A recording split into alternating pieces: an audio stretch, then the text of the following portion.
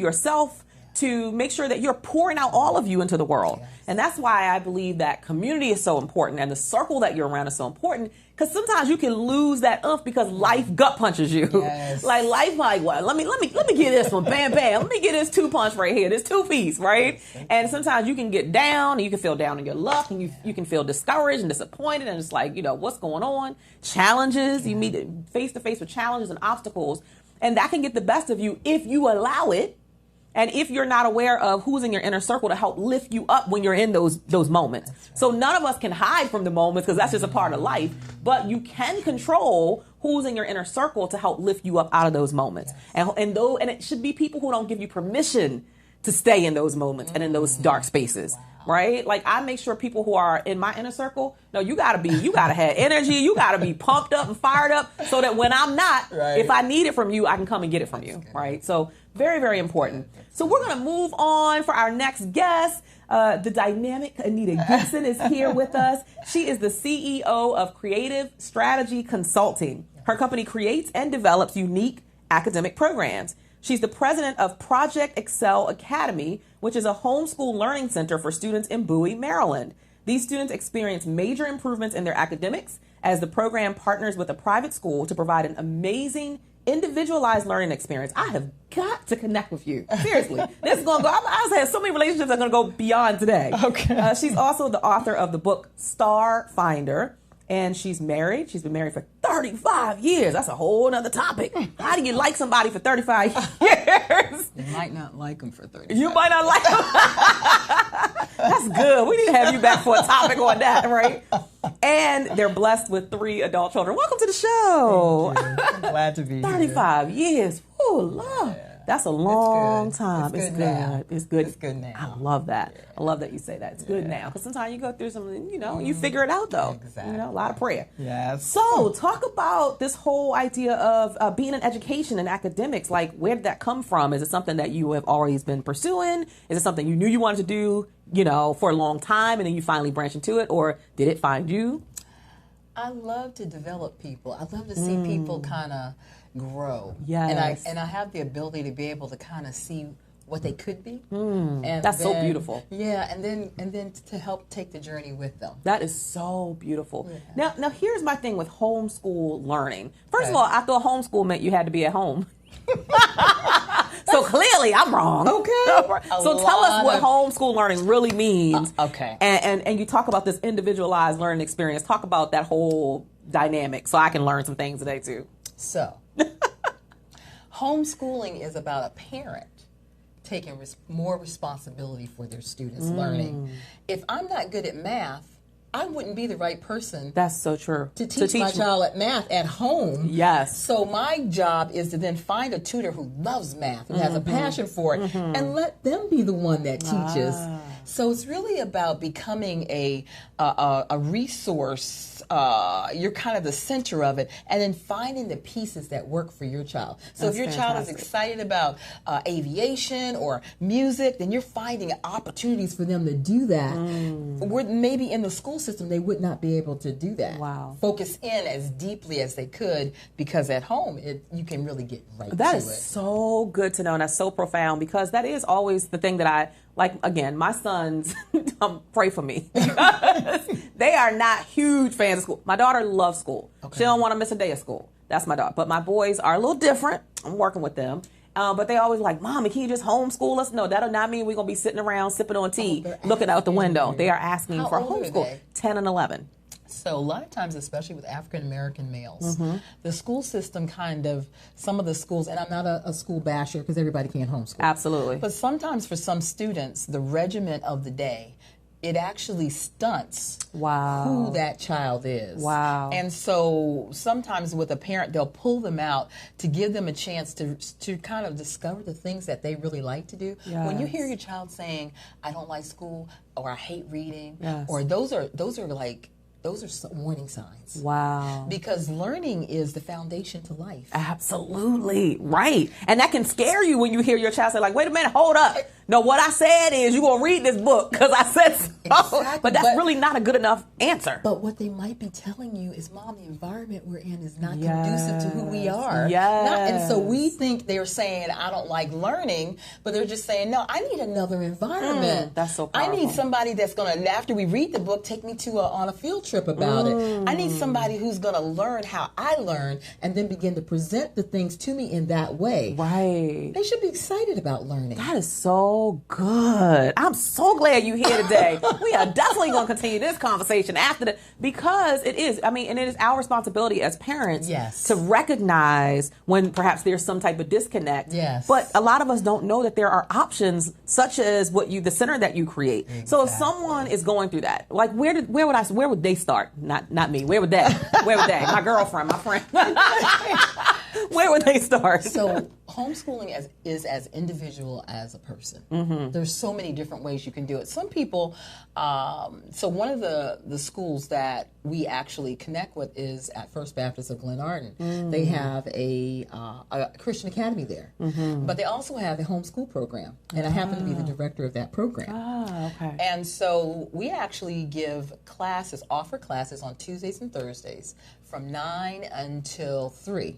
In core subjects, photography, home economics, different subjects. And students, so these are tutors, they come in, they share the content with the students, they give homework, then the student goes home and they work on that work and they bring it back, and then that tutor corrects it, they check it, they stay connected with the parent because we're all in this process together. And then my learning center helps out with parents who are either working or they're like, I don't understand quite, at the level that I need to really do a good job with my child. So I'm going to send them to the tutors that are over at that center on the other days. Right. And then those tutors happen to actually be in both places. Got it. So there's this continuity that is created. There's a 5-day solution. They're still being homeschooled because the parent is still involved. They're doing report cards. They still have to help with homework. They're also going on field trips. They have to volunteer. But it's another way of getting it done. We've seen students who have failed ninth grade twice. Wow. Come into our program and be able to actually graduate and move on to college. Wow. Because what people don't understand is it doesn't take a whole year to make up. A lot of times there's just gaps in the learning. Yes. And when you start filling in the gaps, they might be at a ninth grade level here, but once you fill the gaps in, they may get right to that 11th grade level. And sometimes they're able to even catch up. We had a young man who is in our program, both programs, who came in as a total E student. His mother thought he just hates school. Right. He is now an A and B student. It happened in 1 year. And he said to one of our tutors, he said, I didn't know learning could be fun. Wow. I love you. Because it really does give parents an alternative, and it gives us hope for those of us who may have kids who are struggling with the traditional setting of learning. It doesn't mean anything's wrong with them. Exactly. It might mean that type of learning or that environment isn't best or most conducive for that child. I just love you. You're going to be my best friend. I'm telling you. So talk about the Star Finder. I know that you have that book here. Yes. Tell us about that and what people would get from that and what made you write the book. So, my husband and I homeschooled all of our children. Wow. For 25 years. That's how long it took me to do it. Wow. And the first one was like everything she did turned to gold. I don't even remember teaching her how to read. And that's my daughter. Okay.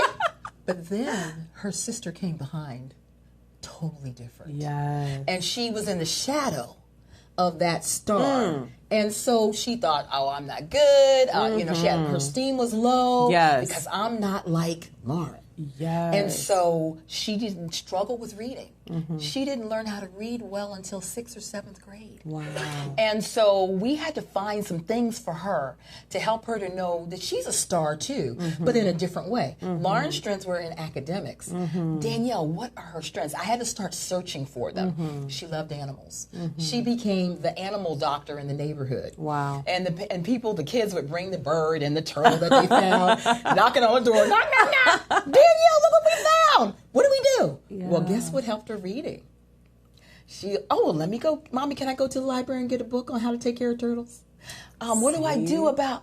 And so I allowed her to bring into my house, and I hate animals. She got to bring hamsters in. And she started raising hamsters. And then not hamsters. Are they hamsters? I don't know, whatever they were, they look like rats to me. And I didn't want them in my house. Gerbils? Yeah. Something like that. They're all in the same family, I think. And then she did rabbits. And she did so well with them, her dad and her would take them to the pet store, and they would sell them to the pet store, and she would get food in return for them. So her esteem started getting higher and higher. Wow. She was the only one in the house that could have animals. And so we began to help her we became star finders. And I learned, she taught me how prejudiced I was. Wow. You're giving me goosebumps. I just can't. I hope I don't cry. That is just so powerful. Because, when the first child is smart, and you just think everybody else is supposed to be like that. Yes. And I did not honor who she was. Yes. And I did not appreciate the beauty of slow. I'm just saying. You better preach it up in here. Because in our world, slow is not good. Right. It doesn't have value. And so because she did things at a slower pace, everything, in her mind, I'm not good at it. Right. But one day God gave me an idea, an analogy for her. He said, if you had cancer and you had 2 doctors that you had to choose from, and they needed to look at your x-rays, you had one who was quick could get through it real quick, or you had one that it might have took them a month to get back to you. But they looked at every quadrant of that x-ray, and they were able to come back and say, yes, I see it, and it's right over there. Yes. Which doctor would you want to have? Well, I would want the one that went slower. Yes. And I said, and that's why God made you that way. Right. Because he has a purpose for you that you need to have the ability to see detail. And you can't see detail if you're going fast. Yes. And so as I began to appreciate slow, I could then translate it to her so she could begin to see the beauty of things. That is so beautiful. And that's what this book is about. It's about how as parents, we all need to become star finders.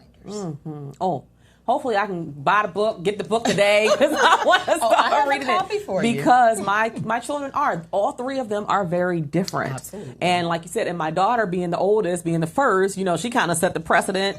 She's speaking French, she's doing all of this stuff. And I'm like, okay, I don't want to compare my other children to her performance because they're not the same. They don't learn the same. That's right. And one of my children is very, very methodical and slow, as you will. In fact, we kind of call him the old man in the house, right? Okay. But I don't want to deflate him and suck his confidence dry because he's not moving at the pace that everybody else is. Exactly. And I don't want him to feel like anything's wrong with him because he's moving at it. So do you do workshops, classes, courses, sessions?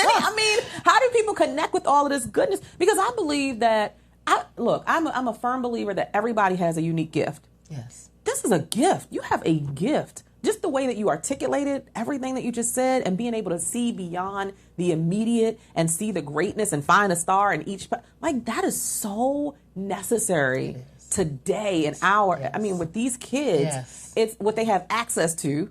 And it's like, and for them to know, no, I'm fine just as I am. Exactly. So do you do workshops? I do. I do, workshops, training.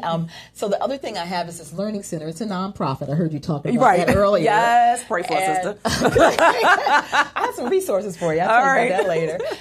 And so I'm working on making sure that's solid and good. Yes. And so the speaking, the workshops, those things are coming. But I want to make sure that my nonprofit is solid, that I have all the things in place that absolutely.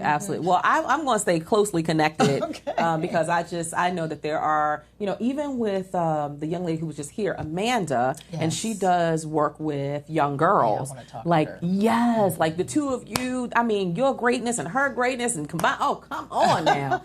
This is fantastic. So if you were to, let's say that there is a child who is having challenges, learning in the traditional setting.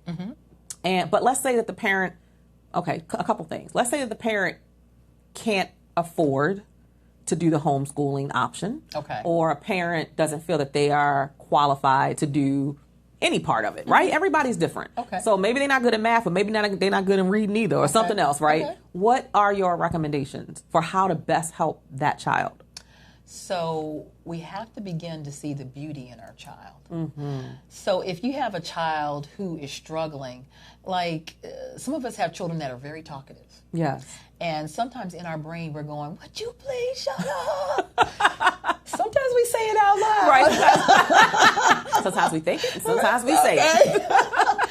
But when we begin to see the beauty of that child, we understand that, thank God the child is talking to us. And then we get, this must be a gift. And so instead of being irritated about it, as we begin to reframe our own mind about that child, we can then begin to say, okay, now what are some of the things that we can do to create space for that child to be able to talk? Right. What are the things in the family that we can do to set up so maybe on Sundays that they get to share speeches with the family? Wow. Or we can send them to, maybe there's a junior, what is that program called for speakers? Like a Toastmaster. A junior Toastmaster. So how do we create space for this gift that irritates me to make room for that child? Right. And as you focus on their strengths, the struggle becomes easier because then they have something positive to focus on. In my book, there's a quote that talks about that God looks at a child in their potential. Many times we look at them through their weakness. And we focus so much attention on trying to fix their weakness that we don't spend any energy on what are you good at? Yes. What is your gift? And when you balance that thing, the struggle begins to come up naturally. So how did you, I'm still trying, let's go back to the beginning, right? So, now 2 questions. So one question is, so do you do any pieces of the education in the Learning Center or even at First Baptist of Glenarden? I used to. Okay, I can tell. And then my other question is, where did the love come from? Were your parents educators? Were you misunderstood as a kid? I believe everybody has a story. What's the connecting story that makes you so passionate about this? Because I was using this example on a call I did the other night, and I'm like, for instance, there are all kind of charities that a person could donate to. Somebody might decide, I'm going to help kids in third world countries who don't have access to drinking water, clean drinking water. Somebody else would say, I want to help save the dolphins. Somebody else would say, I want to help kids in Africa, or I want to help people who are suffering from cancer. So in that same vein, why did this become your passion?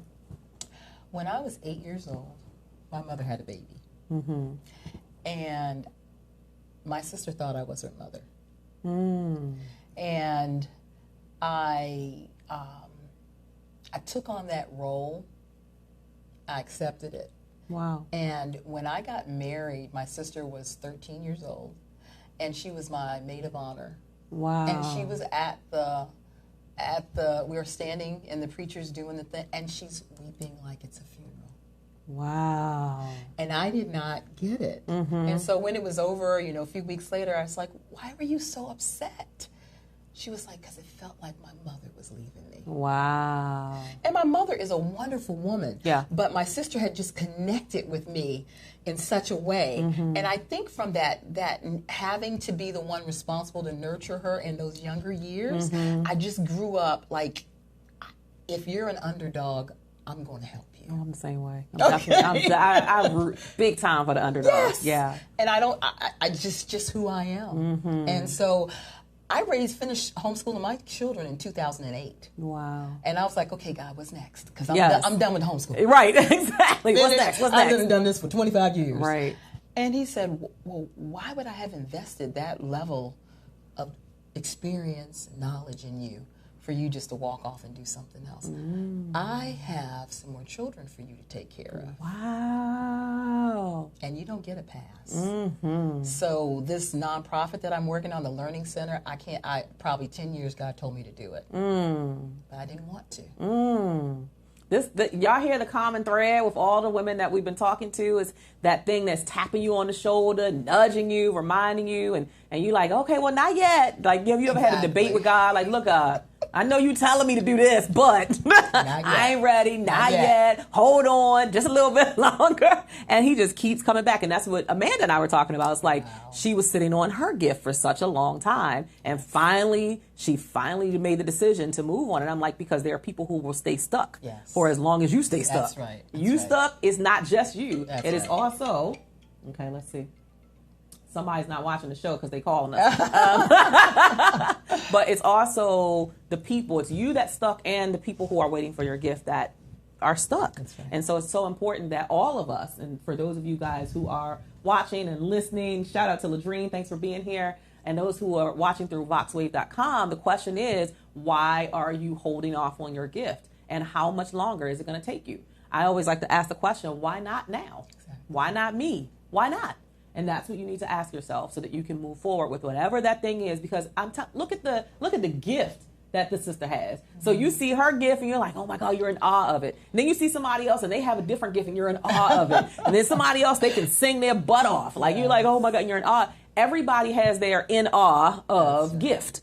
The question is, are you leveraging it? Are you using it, or are you sitting on it? And like my coach Lisa Nichols always says, look, I'm not trying to get to 90, 95, 100, sitting in my rocking chair with all these regrets of what I wish I had done. Like, I want to have juicy stories. Okay. Like, honey, let me tell you about Mama. Mama was a bad mama jamma. Mama did this and that. And Mama helped these people in the community. And Mama used her gift. And then you can really not just tell your kids and your grandkids and your great-grandkids what to do, but you can be the model of it. Yes. That's our job, is to be the model of, not to just say, you should do this and should do that. You should use your gifts. You should leverage your strengths and not focus on, no, okay, are you doing it? And if you're not doing it, then most likely they're not going to follow suit and they're not going to do it either. So I could talk to you all day long because I love what you're doing. We're actually going to take a 1-minute break and we're going to be right back with none other than the amazing Anita Gibson. So stay tuned.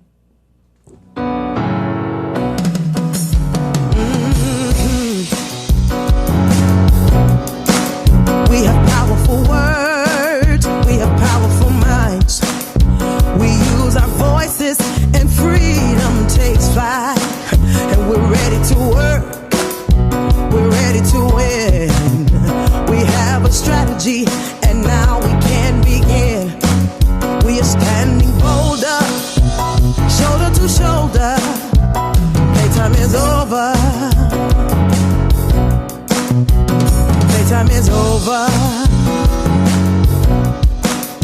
Now you are a champion. God is my witness. Imperfect perfection. Living my mission and winning. See, we are influencers. We have fear but don't stop. I have the confidence to rise to the top. We are standing bolder, shoulder to shoulder. Playtime is over. Playtime is over.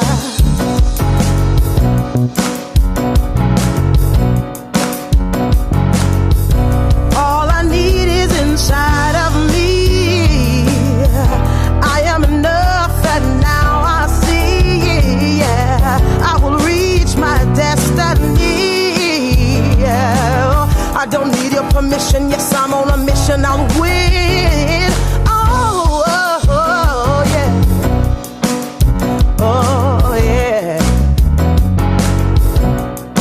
Now listen, I want y'all to repeat after me, okay?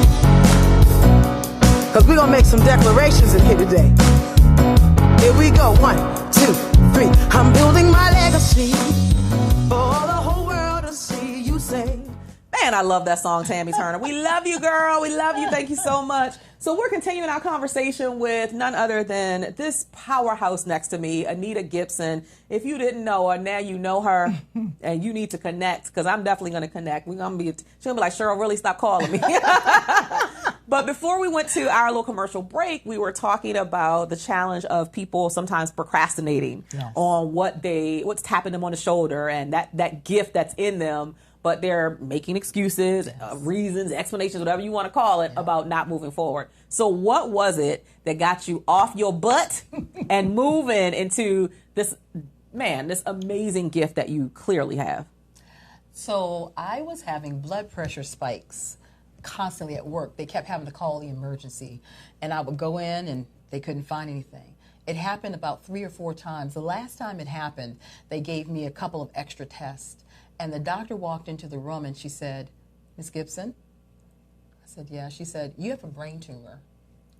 Wow. It's like, what does a brain tumor have to do with high blood pressure? Right. She's like, "Well, it was the test that we gave you that actually that's what came up." Wow. You want to talk about,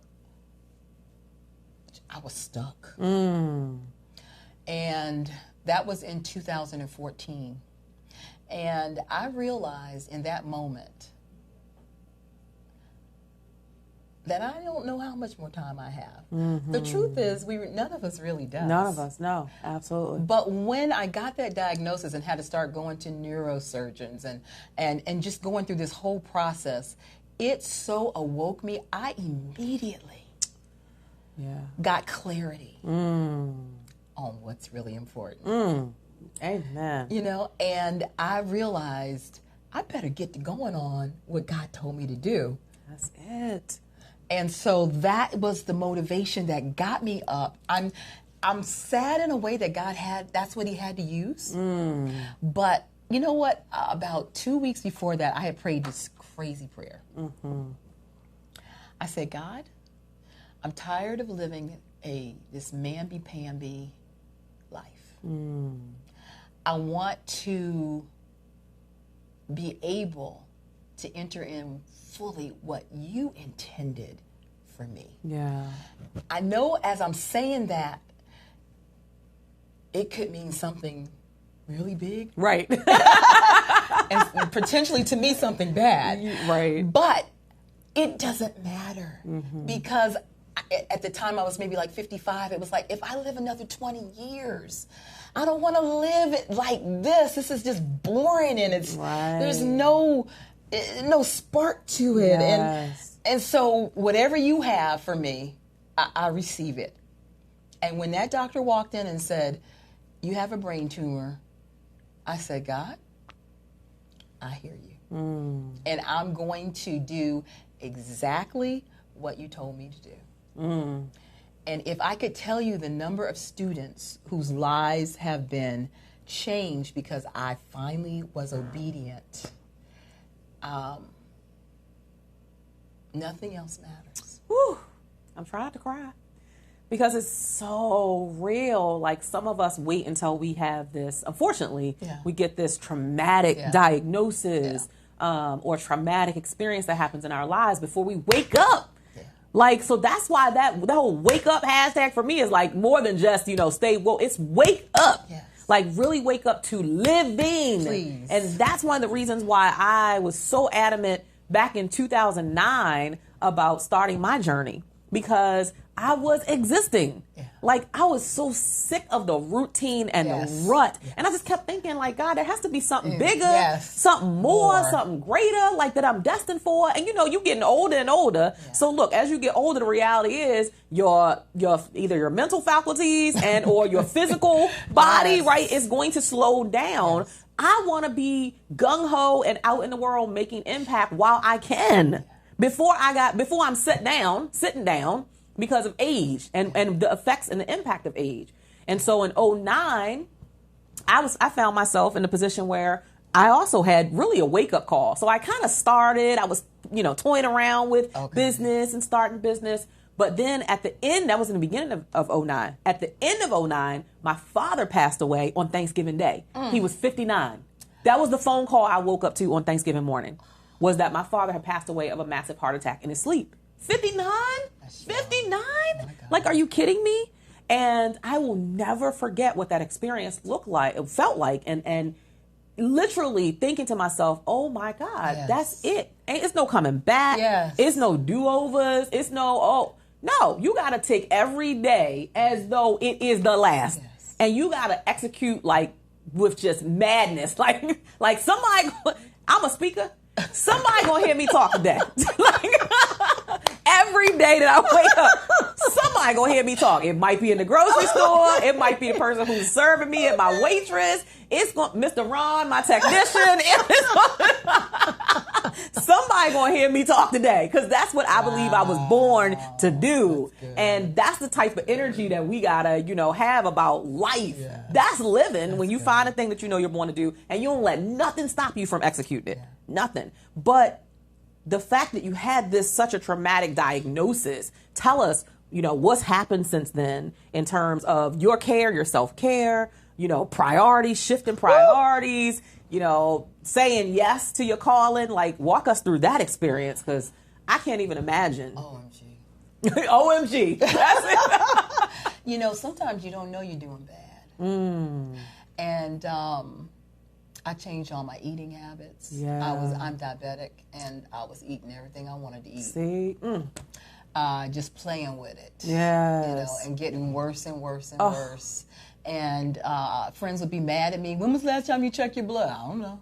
But what's your blood sugar look like? I don't know. Wow. And I was killing myself. Yes. And so all of that was like God saying, what are you doing? Yes. You have this valuable life I've given you. You're not caring for it. You're taking care of everybody else.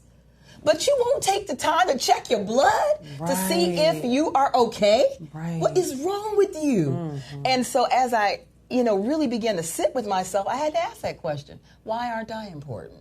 Why aren't I a priority? Why does it feel so hard to do things for me? Yes. And as I began to realize there's something wrong with my thinking, and that's not right, I need to change that. And so I began to take about an hour in the mornings, make sure I'm eating the right things, taking all my nutrients, checking my blood. And I was able to really get my blood sugar to a better place. I'm also have high blood pressure, but everything was kind of falling into place. I went back and checked on the brain tumor, had not grown. And that was, and so I'll have another checkup coming next year. Yes. And I'm believing if it is not either not grown or is not there. Amen. We speaking that thing. Yes, absolutely. So that was the best. I know this is going to sound crazy. No, I get it. I know exactly what you're about to say. But that brain tumor was the best thing that ever happened to me. Isn't it amazing? Something seemingly so negative made you stop and make you a priority on the list. It shifted everything. Yes. It gave me clarity about what was important and what did I need to do. Yes. And I am so thankful to God for allowing it. Absolutely. If that's what it took, so be it. And so what do you, with that diagnosis and the shift, how does that impact your thought process about legacy? Wow. So that's partly why I wrote this book. See. Because I need to begin to get out into the world what God has placed in me. And I think that if other moms would know the power they have to change, we are like, you used the word earlier, you said helpless. We feel so helpless as a mom. And a part of my legacy is to let moms know it's not about the government, it's not about the school, it's not necessarily even about your church. You were given to that child. And that with God giving that child to you, He has given you the ability to help them become whatever it is He wants them to become. You have more power than you know. And then in my book, I talk about the different things that we can do. Because we can. And we don't have to wait on nobody. We don't have to wait for the next child left behind. We don't have to wait for the school to decide what they're going to do about Common Core. We don't have to wait on anybody. Getting into movement and being in consistent motion. And that's what I tell people, forward movement and forward motion. Because you can be in motion and you ain't doing jack. You can be in movement and you can be, as you guys have heard me say in speeches, you can be breaking a sweat and you ain't going nowhere. You ain't doing nothing. All you doing is being busy, not productive. You ain't creating legacy. You ain't impacting lives. You ain't doing none of that. You just busy.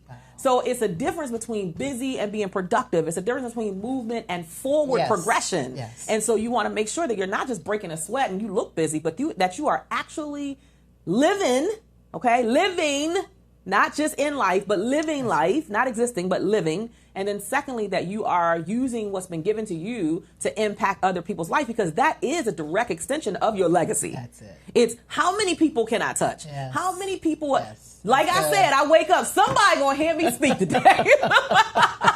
Even if I'm not booked for a speaking gig, somebody gonna get a speech today. It might be my husband, it might be my kids. It might be somebody at the grocery store, somebody at the Starbucks. I don't care. Somebody's going to experience this gift, because life is too precious. Yeah. And, we use those words all the time. Oh, life is short. Like, child, look, when you get a diagnosis like that, Miss Gibson, you got a brain tumor. What? Now life, that gets real. It really does. It gets real. So talk about some of because I'm sure you have seen other women go through this whole space of procrastination. Mm-hmm. And on the opposite end of that, a lot of women go through perfection paralysis. Oh, God. It ain't perfect yet. Let me tweak it a little bit more. Whatever that thing is that you're supposed to be doing, whatever it is that is your gift that you're supposed to be sharing in the world. Yes. So, and for a lot of us, the procrastination and I believe the perfection paralysis both comes from a space of fear. Yes. So talk about some of the experiences that you've seen with other women in your own community or outside of your community, mm-hmm. who continue to let fear hold them hostage and rob them of the life that they could be living. And what are some things that you would encourage people to do to move through fear? Because I don't think we can get rid of it. No. Right? That's why I never say overcome it. I don't think you can ever overcome it or get rid of it. It's always going to be there trying to remind you that you ain't good enough. That's true. Like every time I take a stage, next Saturday I'm going to be in Biloxi, Mississippi, speaking in front of 350 women. A couple weeks after that, I'm in Jacksonville, Florida, and then I'm somewhere else. And every time I take a stage, this fear shows up talking about, girl, you ain't got no college degree. Wow. Like, what makes you qualified to be on the stage? So fear don't go away. It's just, literally is just me facing and confronting fear every time and being willing to talk back, have a rebuttal back to fear. So what in your experiences have with your own fears and what you've seen in the community of women and how we allow fear to keep us stuck? So you're going to have pain one way or the other. You can choose what kind of pain it will be.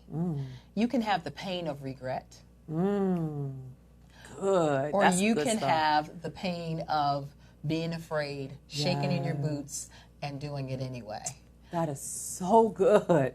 You're going to get the pain one way or another. You're going to get the pain. Oh, that's so good. You're going to get the pain waking up every morning knowing, I should have done that. Yes. You're going to get the pain when you see somebody else doing the vision that God has given you and you didn't do it. And then, wait a minute, but then pause right there. Then got an attitude talking about that was my idea. Well, exactly. What happened was you didn't execute on it. So God took it from you and he gave that same vision to somebody else and they moved on it. Exactly. Mm-hmm. So now you got the pain and you bitter. You better say it. You got the pain and you better. So if we have to deal with the pain, deal with the pain of being afraid. Yes. Deal with the pain of, at least I tried. Yes. Okay, I fell down, but I can go to death knowing I did try. Yes. So I don't have to wonder what was that going to be like. And so it's not, you don't have to be perfect at it, but get it up to some level of excellence and then try it. You're not even going to know if it doesn't work until you try it. That is so true. And that's what I learned. Sometimes it's the failure that shows you what the next step is. Sometimes it's it's not that and it's not that begins to show you, okay, so it's over here. Yeah. But I wouldn't have known it was over here if I didn't do this. That didn't work. Okay, that didn't work. But what we do is, okay, that didn't work. I'm done. Exactly. Okay, that didn't work. I'm finished. But no, that didn't work. But I know this is what I'm supposed to be called to. So what else can I do? How can I tweak that? And as we keep going, eventually we get to where we need to get to. So fear, right? You can't get rid of it, but it can be motivating. Yes, it can. I mean, I'm a girl. I like a challenge. I'm just saying, something about it just makes me feel alive when I have a challenge. And I'm ready. And after that, I'm like, okay, well, what did I learn from it? Or how do I move on to the next thing? What's next, God? Whatever it is. So when I'm standing on a stage and I'm speaking, and I'm like you, I'm like, oh God. What I say to myself is, the God that loves me, he would never set me up to embarrass me. That's right. Maybe I'm at this moment, I don't even know what I'm going to say, But I know the God that loves me is going to give me what I need. And so if I really believe that, he's that kind of God, and I know that he asked me, he told me to do this, everything else is done. Everything else is done. Now, I mean, you said so many powerful things in that, and I know this is blessing everybody who's tuned in at voxwave.com, everybody who's tuned in here with us. Thank you guys for being here. Hello, Cheryl Howard. Thanks for being here. Kiana Brown, thank you for being here. Angelia Murray, thank you for being here. Aubrey Padmore, thank you for being here. I know that this is touching you guys just as much as it's touching me. Like, I mean, this show was for me today. The whole show was specifically for Cheryl Wood. It had nothing to do with y'all. I'm glad you're here. I'm glad you joined us, but it was really for me because you are speaking truth, and that's what you have to acknowledge. I believe is that which pain are you willing to experience more? You are willing to experience the pain of I'm scared, I'm shaking in my boots, my heart is racing, my palms are sweating, but I'm going to do it anyway. Or the pain of, man, I wonder what could have happened. I wonder what that could have been. I wonder if I had tried. And for some of you, it's also about not just starting, because some of y'all are real good starters. Wow. Some of y'all need to finish some stuff. I had a session with a client yesterday, and that's her whole basis of what she teaches, is teaching people how to be finishers. Like, you got to be willing to press through the hard times when you did take the risk. All right, I took the risk. It was scary. I took the risk. And then you hit a wall. You feel like you hit a wall. Yes. But are you willing to press through and to the next thing? Are you willing to? And some of us focus so much on the problem that we don't give ourselves permission to focus on the solution to it. Exactly. And the solution could be right there in your face, but you spend all of your time and your energy focused on the problem. Yes. And your words, the words that we speak, right? Like you said, you're speaking life over this thing. Hey, when I go back, it's either not going to be there at all or it's going to not have grown. Yes. You are claiming that and speaking that. And I believe there's so much power in our words. So what are you speaking over your own journey? Are you saying, I can't do that, I'm too scared, or I can't do that, I'm going to fail, I can't do that, I don't have enough support. All of that mess. Like, you have got to shift the dynamic of your own conversation and your own internal dialogue to know, I can do this. Absolutely. That is what allowed me to leave my corporate job with that good thing called direct deposit.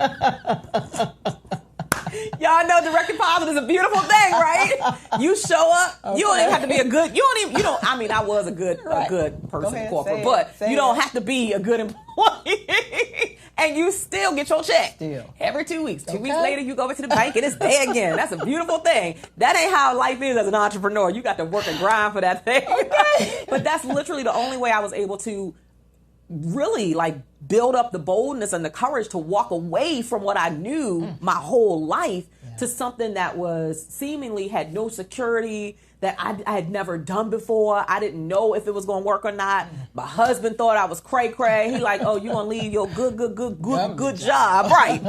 And your benefits, and you going to go over here and talk to people? and they going to pay you for that, huh? Right? That was scary. But every time I took a risk, it always, whether it was failure, whether it was success, it always taught me a lesson that allowed me to then go to the next level. That's right. And it built up confidence. That's right. Because I was like, okay, even when I fell down on my face, it was like, okay, I ain't die. Okay, well, they could ask that question, what's the worst that can happen? Exactly. Okay, I'm still alive, which means I get to try it again. Yes. So I wake up the next morning. Somebody gonna hear me talk today. I'm giving a speech to somebody, even if I ain't getting booked. I'm going to talk to somebody today. And that literally, I would just wake up with that type of energy every day. So as we start to kind of wrap things up, talk about the importance of, affirmation. Yes. And what you say out of your mouth and how you speak into your own journey and your own destiny. Because sometimes people think that that's a whole bunch of you just hogwash. Like, really? You're going to speak it into existence and you're going to talk it. But what has been your experience with positive affirmation and internal dialogue? So I'm Christian. Mm-hmm. So what the word says about me is what I'm learning to believe. Yes. What God says about me is what... You just give such juicy little nuggets. I just love it. I'm going to go back and watch the replay of this. So what God says about me is what I'm learning to walk in. Mm-hmm. And He is for us. He wants us to succeed. Yes. He wants us to have impact. He's placed us here for a reason. So even a problem is God. I mean, I didn't used to believe that, but now I understand that God is a gatekeeper. Mm-hmm. He only lets into my life what has purpose, no matter how horrible or awful it is. And so if He let it in, then there's something I'm supposed to get. And so when a problem hits me, I'm learning to not say, why me? Or those are the worst thing you can say is, why me? Yes. Why this? Why now? Yeah. Because those are all invalid questions that make you an invalid. Rather ask, God, what are you saying? And what do you want me to do? About every situation that comes into your life, it totally changes the perspective, because now it's not the problem that is the issue, but now it's, God, what are my instructions? Right. What are my instructions? Isn't that a powerful, powerful question? God, what are my instructions? What do I do? What do I do about this problem? What do I do about this situation that happened? Yeah. How do I, walk in this in a way that is honoring to you, in a way that righteousness, peace, and joy, that is the kingdom of God. And so many of us are living far beneath what God intended for us. He wants us to have peace, but we have to be willing to receive it. Sometimes the problem is God trying to give us something. Sometimes he's trying to give us peace through the problem. Yes. Sometimes he's trying to give us joy Right. through the situation. Right. But because we get so focused in on the situation, we never look up and see him trying to give us something beyond the situation. And so we get stuck in that situation. I love that. You are just a powerful woman. Are you a pastor, a preacher, a reverend, or something? Something going on down there's here. a little something There's a little there. something there. My good friend in New York City, Dr. Stacy N.C. Grant, she always talks about being, a faith walker. And I do believe that, that is what life is built on. It's built on not just what you can see in the tangible and what you can control, but what you can't control. And what, like you said, through that gatekeeper, I love that you use that analogy. I used to be a gatekeeper for, as a legal secretary, I used to be the gatekeeper for the general counsel of this big tech firm. And you could not get in without coming through me. So I love that you use that analogy, because that resonated with me. But she says you have to, it's a faith walk, because you're not always going to know why. That's right. And that shouldn't even be the question. That's right. And the why me definitely shouldn't be the question, because there's something that God is helping you to work on. He's shifting your perspective. That's right. He's building your character. That's right. But all of that is a faith walk, to know that whatever you're going through, there's something that you are meant to learn from the experience. That's it. And not just for you to learn from the experience, but for then for you to teach that to somebody else. Because knowledge that's not shared is worthless. Right? If you gain a whole bunch of knowledge, if you gain all of this knowledge through your experience of having the brain tumor, being diagnosed with the brain tumor, and you didn't come on this show, and you didn't tell nobody else your experience and what you learned and the lessons and how you felt and how you built yourself back up and the resilience and whatever else, it's worthless. It doesn't help anybody, doesn't benefit anybody. So every single person who is watching the show, every person who's watching through Facebook Live, there is something that you know that somebody else is waiting for. There's something that you know, and stop diminishing what you know because it don't come with a big title. Because it doesn't come with, all of these letters behind my name. It doesn't have to be connected to that. What do you know and have you learned through your personal life experience? And you don't deflate that, you don't diminish that, you stand on that firmly, and knowing that if I share this with somebody else's life is going to be better, or they're going to know that they're not alone, or they're going to be able to make it through that dark period that they're in. Because there is somebody right now who is curled up in a corner in a ball and feeling like they're in the darkest place they have ever been in. But you already been through it and come out on the other side. Okay. Smiling. Tell me, I made it through. I made it through. Now, how selfish of you not to share what you went through so that they can come out of that dark space. So that's the power of your story and taking ownership of what you've been through and what you've gone through. I did not expect that we were going to have this long of a conversation, but you have just drawn me in. I love your energy. I love everything about what you stand for and represent. I love hearing about your journey and how you have used that journey and allowed it to shift you. You are a powerful woman. And I thank you for coming and being with us today and blessing us. And we'll go back and read some of the comments that people are leaving on Facebook. Thank you guys for being here. Tori Ball, thank you for being here. Karima Love, thank you for being here. There are a whole bunch of other folks. We don't have time. Kim Brewington, thank you so much for being here. Nika Corbett, Rhonda, Diva Moore. Thank you guys. I know this has blessed your heart and your spirit and your soul like it has blessed mine. How do people get in touch with you? How do they stay connected to get all of this juiciness that you're dishing out in the world? So on most social medias, Anita Gibson, EDU. EDU. Okay, EDU. got it. And that's and what on Instagram? Are you on Instagram, Okay. LinkedIn, Facebook, and great. Twitter. Got it. And then you can visit my website, AnitaGibson.com. And some of the trainings that I do are on that website. I think that's it. And then the Starfinder book is available on Amazon. And I will show that also to folks here. Guys, get yourself a copy. Oh my God, it's gonna bless you. It's gonna bless me. It's gonna bless my friend. You have been a blessing. Thank you so much for being with us. Guys, that's it for today's show. We will be back again next Wednesday. Same time, same place, 12 p.m. to 2 p.m. right here on Impact the World Radio on VoxWave. And so make sure that you mark your calendar and join us next Wednesday. We'll see you then.